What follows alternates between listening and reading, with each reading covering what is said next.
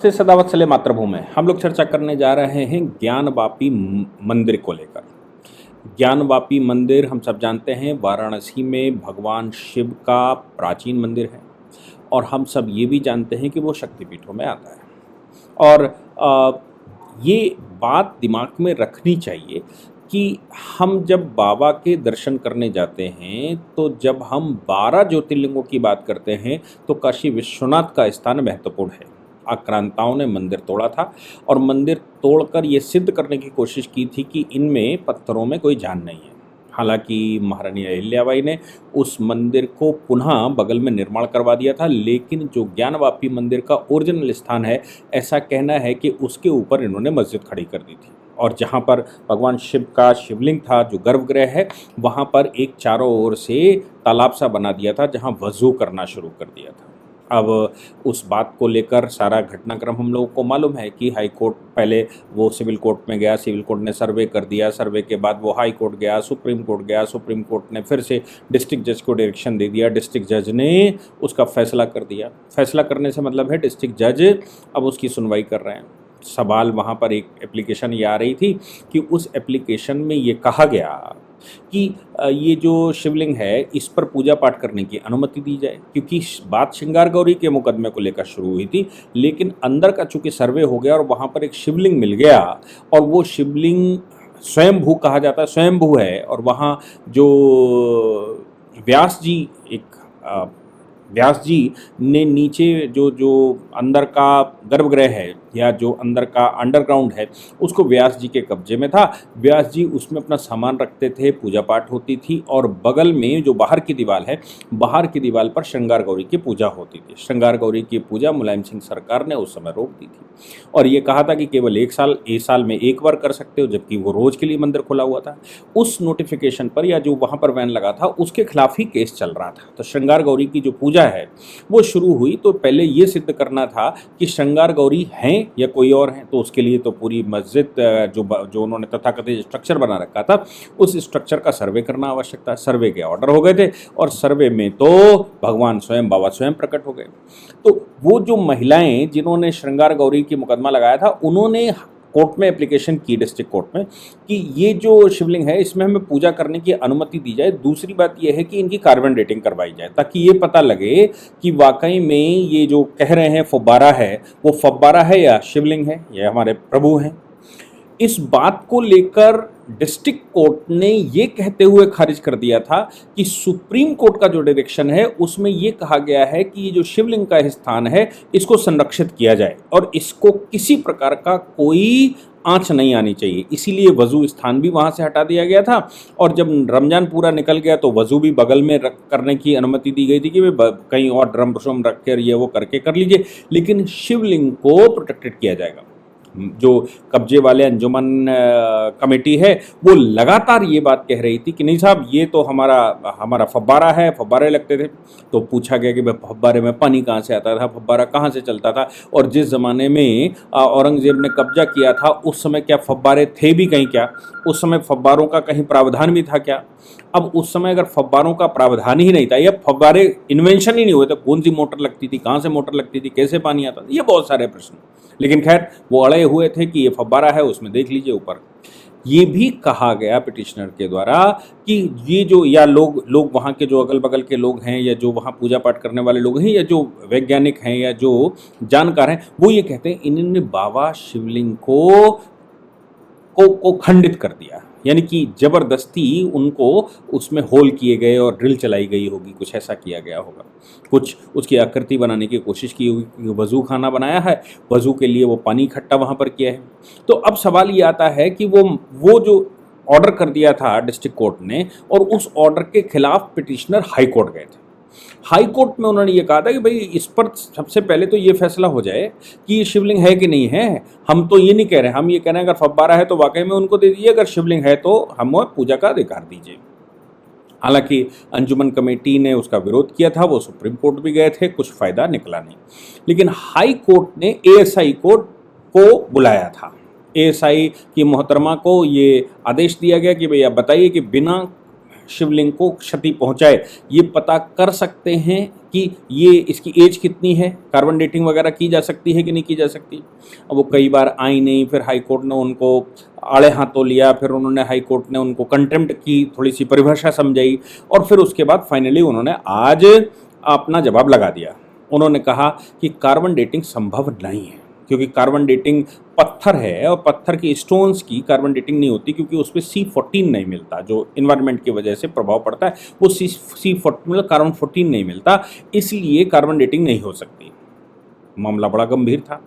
लेकिन उन्होंने ये कहा कि इसके ऊपर जो एडिशन किया गया है, जो एम्बेडिंग की गई है, एम्बेडिंग से मतलब ऊपर आप देख रहे होंगे वो सफ़ेद सफ़ेद सा एक सीमेंट सा लगा हुआ है या कुछ मोटर लगा हुआ है या जो भी, बोले इसकी डेटिंग की जा सकती है। तो ये पता किया जा सकता है ये कब लगा, जब वो लगा तो उसकी जो सरकमफ्रांस है या उस समय की जो एज है, उस एज के अनुसार ये पता किया जा सकता है कि ये शिवलिंग जिस समय या ये स्ट्रक्चर जिस समय बना, शिवलिंग जिस समय बना उसी समय का है या फिर ये बाद में एडिशनल चिपकाया गया, और कब कब इस पर एम्बेडिंग हुई है, कब कब इसको चिपकाया गया, कब कब इसको बनाया गया, कब कब इसको ऐड किया गया। ये पता किया जा सकता है कि ऊपर का मटेरियल जो मोटार है या जो मसाला है वो अलग से आया है कि नहीं आया है, वो उसी मटेरियल का बना है या कोई दूसरा मटेरियल है, वो कैसे बना है। एक बात ये हो गई। दूसरी बात उन्होंने कहा कि भाई देखो, कार्बन डेटिंग के लिए हम जो 10 ग्राम, केवल 10 ग्राम जो पूरे शिवलिंग का पोर्शन है, उन्होंने कहा देखिए हम वो तो नहीं ले सकते, लेकिन ऊपर का जो हिस्सा है उसमें से 10 ग्राम केवल हम ऊपर से निकालेंगे। उस 10 ग्राम से हम ये पता लगा सकते हैं कि इनका और उसका रिलेशन है कि नहीं। मतलब शिवलिंग का जो पत्थर है, जिस पत्थर से बने हुए हैं, उस स्टोन का और जो ऊपर से मटेरियल लगा है, इनका कोई आपस में इंटर रिलेशन है कि नहीं है। ठीक है, लेकिन उन्होंने कहा कि फिर कैसे पता करोगे, तो बात यहां पर आई कि ज़रकॉन डेटिंग हो सकती है। ज़रकॉन डेटिंग होती है जो उस समय के अगल बगल का जो परिधि रही होगी, उस परिधि का हिसाब, वहां से 5 किलो मटेरियल निकालेंगे, यानी कि बगल में जो प्राचीर बनी हुई है, बगल में नीचे जो स्ट्रक्चर बना होगा और कुछ बना होगा या और जो उससे लगा हुआ, तो उन दोनों का रिलेशन निकालकर जो यहाँ की रॉक्स हैं उनको आपस में मिलाकर देखेंगे, तो हम ज़रकॉन डेटिंग के माध्यम से ये अंदाजा लगा सकते हैं कि कौन से काल का है। कार्बन डेटिंग एग्जैक्टली हम नहीं निकाल सकते कि C14 वहां मिलता नहीं, लेकिन ज़रकॉन डेटिंग निकाल सकते हैं। अब बात यहां पर आई कि ज़रकॉन डेटिंग अगर निकालोगे तो और उसका क्या लाभ होगा। ज़रकॉन डेटिंग के माध्यम से सवाल इसमें जो करा जा रहा था कि ये स्वयंभू शिवलिंग है, तो स्वयंभू शिवलिंग है तो ये जो एरिया है, ये एरिया तो रॉक्स का है नहीं, ये एरिया तो एल्यूवियल सॉइल है, और ये एरिया चूंकि रॉक एरिया नहीं है, इसलिए इतना बड़ा पत्थर, इतना बड़ा शिवलिंग यहाँ कैसे आ सकता है, कैसे हो सकता है। स्वयंभू निकला है तो उसके साथ और भी चीज़ें हुई होंगी, तो वो जो उनका दोनों का समय है, यानी कि जो अगल बगल में स्वयंभू निकले से मतलब है कि वो पूरा स्ट्रक्चर कहीं से मैं आपको एक बात बता दूं कि ये जो एरिया है जहाँ ये गंगा जी और जमुना जी का पोर्शन है, मैं अगर मानूं तो दिल्ली के नीचे, अरावली के नीचे से और इधर विंध्याचल तक ये वाला पोर्शन है। ऐसा कहा गया कि लाखों वर्ष पहले यहाँ समुद्र हुआ करता था। इंडो ऑस्ट्रेलियन प्लेट या टेक्टोनिक परिवर्तनों की वजह से दो प्लेट्स आपस में टकराई, जिसकी वजह से ये सिल्ट इकट्ठी हुई। ये सिल्ट ही दोआब का पोर्शन है, और यहाँ पर जो रॉक्स टकराई हैं, उन रॉक्स के टकराने की वजह से ऐसा होता है, तो नीचे से स्ट्रक्चर निकल सकता है। अब बात ये आई कि जो ये चलता कैसे है। हमारे यहाँ हम सब ने सुना होगा कि भाई लक्ष्मी जी के पैर होते हैं। लक्ष्मी जी के पैर से मतलब है कि लक्ष्मी जी नीचे ज़मीन में अगर आप गाड़ दीजिए और आप 2, 4, 5 साल 10 साल वहाँ ना देखिए तो लक्ष्मी चली जाती। इसका मतलब ये हो गया कि वो ज्वलंत मुद्दा है और वो चलती चली जाती। नीचे की जो मिट्टी है वो पानी के साथ, जो नीचे का अंडरग्राउंड वाटर रहता है, वो पानी के साथ धीरे धीरे खसकता है, और मालूम पड़ा कि आपने गाड़ा यहाँ पर था और वो कहीं 500 मीटर, 100 मीटर, 200 मीटर दूर चला गया 20 साल, 25 साल, 50 साल बाद, क्योंकि ऊपर का स्ट्रक्चर वैसे ही रहता है, जो क्रस्ट है वैसी रहती है, लेकिन ज़्यादा गहरा हो गया तो नीचे से मिट्टी आगे बढ़ती है, या टेक्टोनिक प्लेट्स की वजह से वो खसकती है, वो एडजस्टमेंट करती है। अब जो मिट्टी एडजस्टमेंट करती है, तो कोई भी चीज़ आपने धन, पत्थर या कोई और चीज़ अंदर दाबी है तो ये संभव है कि वो कुछ आगे पीछे चला जाए। अब ये ऐसे जो स्वयंभू निकलते हैं वो ऐसे निकलते हैं कि नीचे से स्ट्रक्चर आ रहा है, कोई धीरे धीरे कहीं पर और बना था, धीरे धीरे वो खसकता रहा, उसने एक शेप ले लिया, शेप लेने के बाद वो एक स्थान पर वैज्ञानिक, मैं विज्ञान की बात कर रहा हूँ, मैं वैसी बात नहीं कर रहा हूँ, जो वैज्ञानिक मानते हैं वो कहते हैं कि वो वहाँ पर निकल आता है, लोग उसको पहचान लेते हैं और वहाँ भारत माता की जय, भगवान की जय कहने लगते हैं।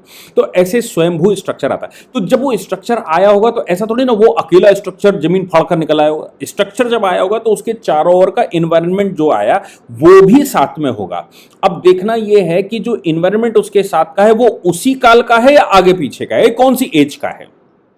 वो 1000 साल पुराना है, 5000 साल पुराना है, 10,000 साल पुराना है, वो कौन सी एज का है, वो उसका वो लोहे की एज का है या तांबे की एज का है या पुरानी एज का है। तो वो स्ट्रक्चर वहां पर बताएगा कि आखिर वो स्वयंभू है या नहीं है। दूसरी बात ये भी है कि पेनिट्रेटिंग रडार, अब पेनिट्रेटिंग रडार के माध्यम से उसकी गहराई पता की जा सकती है कि ये कितना अंदर तक है।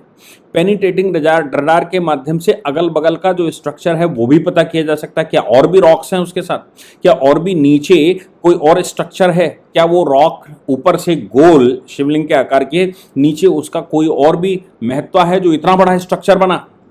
अगर ये सब फाउंटेन है तो इतना बड़ा तो नहीं होगा, फाउंटेन अगर होगा तो वो उतना ही पोर्शन होगा ऊपर का जितना वो 2 फीट 2.5 फीट 3 फीट दिखाई दे रहा है। लेकिन अगर ये स्वयंभू है, अगर ये शिवलिंग है, तो ये संभव है कि नीचे उसके साथ और स्ट्रक्चर हो। इसलिए पेनिट्रेटिंग रडार के माध्यम से वो पता करेंगे, जर्कॉन डेटिंग के माध्यम से हम उसकी जो समकालीन एजें हैं उसको निकालने की कोशिश करेंगे। वो 5 किलो मटेरियल लेकर जाएंगे और ऊपर से जो शिवलिंग का पोर्शन है उसके बाहर से 10 ग्राम केवल मटेरियल निकालकर उसका इन्वायरमेंटल इफेक्ट और निकाल सकते हैं कि आखिर वो क्या कहता है। और फिर ऊपर से जो मटेरियल लगा हुआ है, जो मोटर लगा हुआ है, मोटर से मतलब मसाला, जो जिसको हम लोग हिंदी में कहते हैं, वो मसाला लगा हुआ है, फाउंटेन को गढ़ने की कोशिश की गई हो, वहाँ तोड़ा फाड़ी करने की कोशिश की गई, और जो भी प्रयास किए गए होंगे उनकी एजेस, ये जो स्ट्रक्चर है वो ओरिजिनल स्ट्रक्चर, उस स्ट्रक्चर से मिलाएंगे।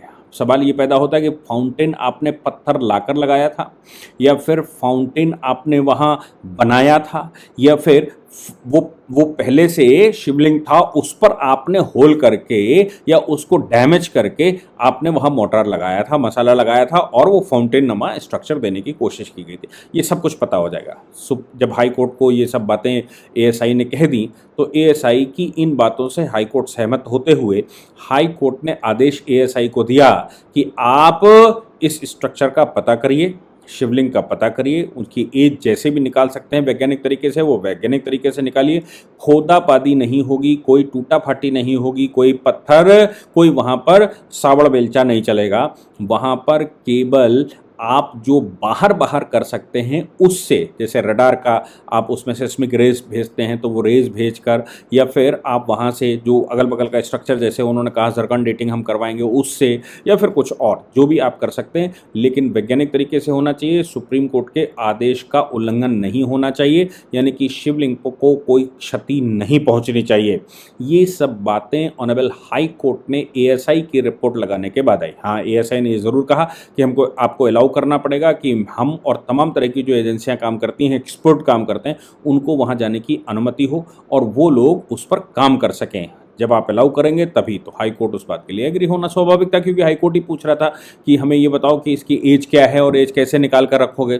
तो मुझे लगता है कि ऑनरेबल हाई कोर्ट ने एक समझदारी पूर्वक की डिसीजन लिया है, और वो डिसीजन जो मुस्लिम समाज कह रहा था कि नहीं यहाँ पर कुछ था ही नहीं, ये शिवलिंग है ही नहीं, तो दूध का दूध पानी का पानी हो जाएगा, समाधान भी निकल आएगा कि वाकई में क्या है। अगर वहाँ फाउंटेन न निकला, शिवलिंग निकल आया, तो फिर ये संभव है कि बहुत जल्दी आपको बाबा विश्वनाथ के, ओरिजिनल बाबा विश्वनाथ के दर्शन हो जाएंगे।